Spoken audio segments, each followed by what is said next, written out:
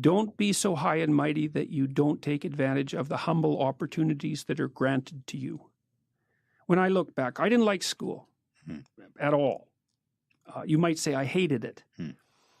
And I've thought a lot about that, because I thought, well, there were reasons.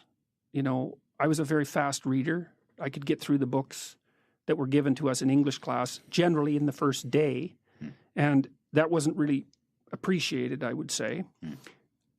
But there were things, and I was bored a lot as a teenager and got into a reasonable amount of trouble, not an unreasonable amount, but then, there were sports teams and there were attempts to organize plays, and there were things that I didn't do that I could have that would have made my life better. But I was too cynical, maybe, to take full advantage of them.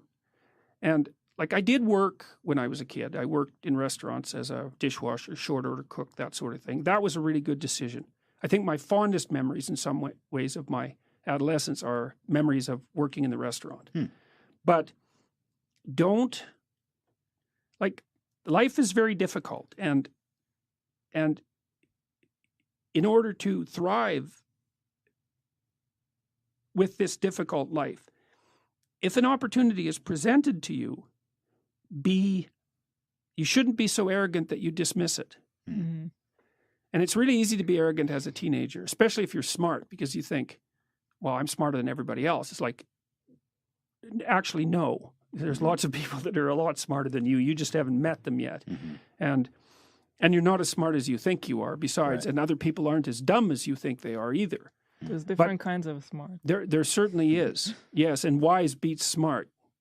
So I would say if you're 16 and your life isn't so happy, it's like, look around and see if there are opportunities that people are granting you, even imperfect opportunities, because they're going to be imperfect, that you could exploit, let's say, in the proper way and learn and grow. I had this teacher, Ada Paul. She's dead now. I really liked her in grade 4. She was an organist at the church. And when I was 14, 15, she offered to teach me how to play the organ. And it was a big organ, and I, for a variety of reasons, wasn't really that into the idea. And so I kind of went, and then a couple of times I skipped it, and it just sort of fell apart, and which was pretty rude of me, obviously, because she went out of her way to offer this. And that's a good example, because it wasn't cool to play the organ. It wasn't cool to do I don't know what it was like when you grew up. When I grew up, it wasn't cool to do anything. Yeah. It's still like that out there. True. Yeah. So doing anything wasn't cool. Right. It's like, well, it wouldn't have been so bad to learn to play the organ. Yeah. And also to learn from someone with more experience than you. With them. Yeah, well, it was actually someone who cared for me somewhat and who was really a great person. She was a great teacher. I really liked Ada Paul. And I betrayed her trust, It's like, that wasn't very bright. I think we all have memories like that as kids, Yeah. But I think that advice is good to even young adults, even to adults, really, to pause and appreciate the opportunities and the doors that are always open to them. Well, the experiences that are always available. Well, here's an idea. Yeah. So life is brutal. And what you have to set against that is possibility. And you might say, well, life is so brutal that you have to utilize all the possibility that comes your way. So an opportunity manifests itself and you turn it down.